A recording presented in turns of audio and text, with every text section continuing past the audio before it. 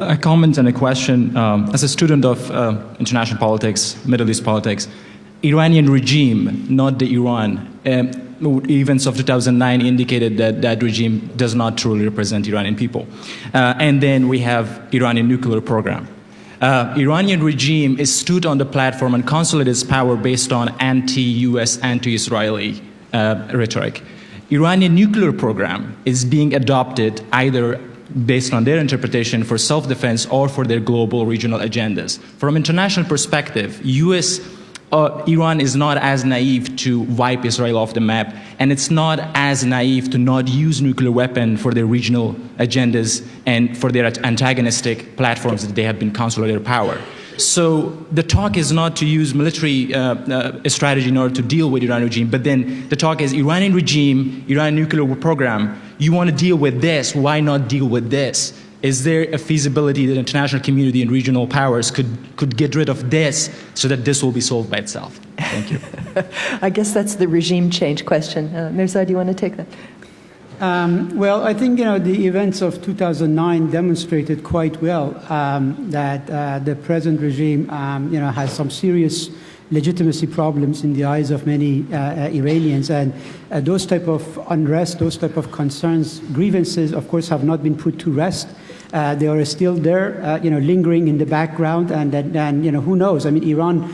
I like to say that Iran is a country that is always pregnant with the possibility of this type of uprisings that no one expects, right? In 1999 with the student uprising, and again in 2009 with post-election. So I will not, necessarily rule out the possibility that, tomorrow, 2 years from now, etc., we might see, a repeat of a popular uprising in Iran. But all things considered, at this point in time, I do not see the regime necessarily worried or in the brink of being toppled. For a variety of reasons, it seems to me that the regime has managed to stabilize itself. It utilizes or manipulates, whatever the choice of word is, the nuclear issue. It plays onto the nationalistic sentiments of the Iranians to present the nuclear issue as this certain right of the Iranian public. So this correlation that you wanted to create about we take care of the regime and the nuclear issue will necessarily disappear, I don't think it's realistic in this given conjuncture. Thanks. Okay, over here. Hi, my name is Danielle Rosso, and I'm a graduate of American University. My question is for Mr. Takieh. My question is, you talked a lot about how our approach to Iran has largely been proliferation obsessed, and the ways in which this obsession has blinded us from dealing with other issues.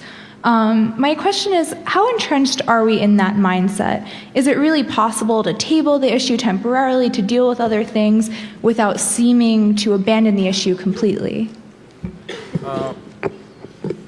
I don't think so. I think this is a kind of an institutionalized entrench, and I think your alliance in the region, in the Gulf and Israel, as well as the international community, kind of press it. It has been viewed as proliferation as dangerous, and that danger is imminent.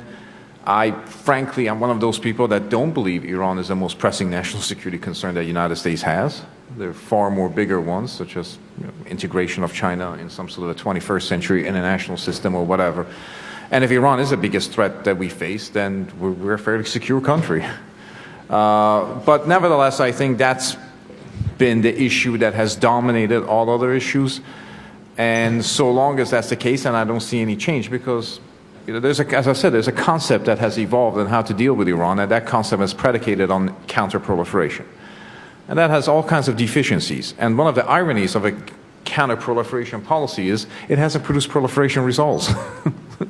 And oddly enough, it may not be able to unless you broaden the canvas. Yeah, I would say that my understanding is that the United States is willing to broaden the agenda in bilateral talks with Iran. Now, whether the U.S. is willing to talk about issues like Syria, I don't know, but perhaps about Afghanistan, where there are some mutual interests, certainly, as the U.S. withdraws. Lady over here. Thank you. My name is Emily Norris from the State Department, and thank you all for your diverse and very interesting remarks.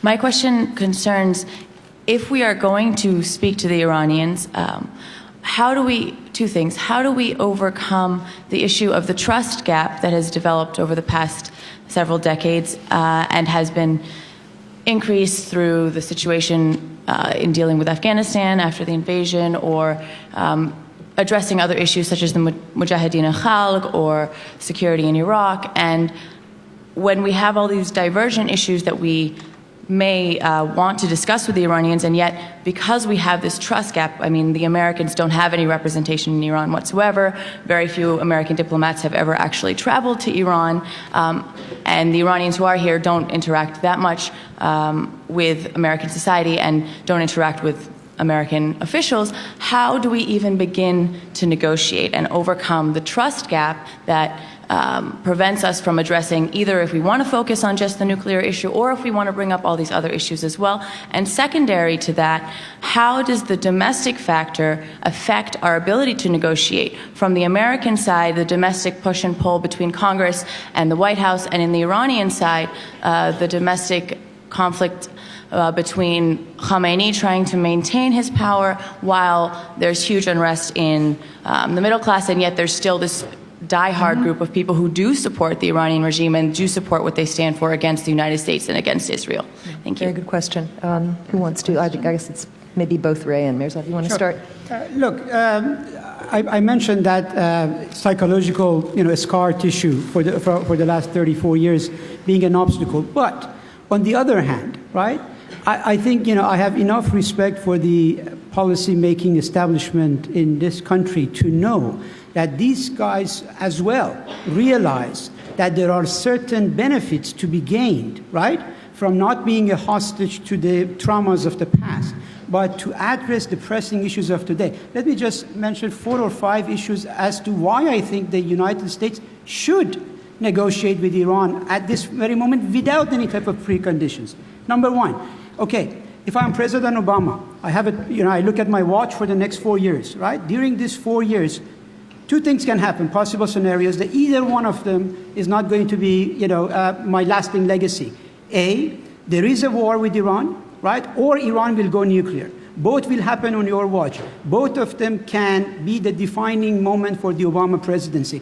If I'm the president, this is an issue that makes it important for me to look at. Number 2, Iran's stockpile of enriched uranium keeps going on. The clock is ticking to their advantage, as was pointed out by some of my colleagues, right? So it's going to be a fait accompli in a number of months or years, and you have to deal with that.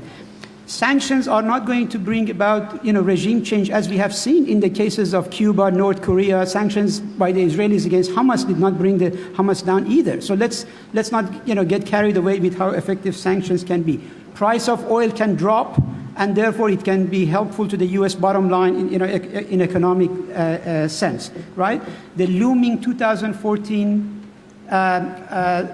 withdrawal from Afghanistan can be made complicated by the Iranian interference in that place. And again, President Obama has to deal with that type of issue. The concentrating on Syria, the repercussions of the Arab Spring, the deteriorating situation in many of these countries, in North Africa, etc. This is a laundry list, right, of reasons why any hardcore foreign policy maker, a strategic thinker within the State Department should think very seriously about why we need to negotiate with Iran at this given point. Yeah. Ray, do you want to add anything? I think there's always this discussion about the negotiations and the trade-offs. On the one hand, there's a school of thought that suggests you have to concentrate on proliferation as the most immediate concern, and to broaden the canvas beyond that allows Iran to divert attention to the issue under concern. There's another school of thought that suggests by broadening the issue, perhaps you can find other areas of commonality that would mitigate the nuclear disagreement. I mean, I don't think we have ever conclusively resolved that particular dispute.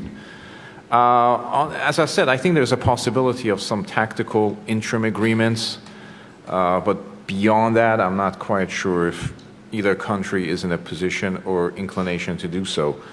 I mean, you can always, Afghanistan is a place that everybody always talks about.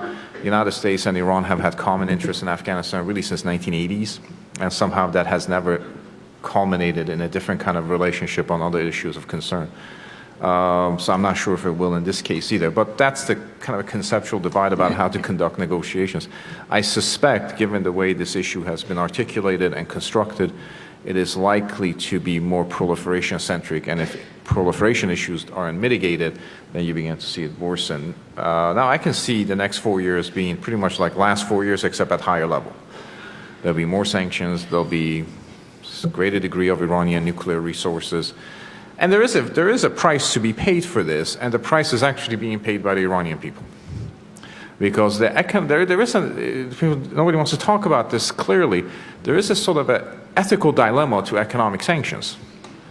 We're getting into sort of an implosion of Iraq in the 1990s, and the cost that the sanctions imposed on that country in terms of malnutrition, so on and so forth. So this is not, there are people here who are not participant in this confrontation, but nevertheless they are victimized by it.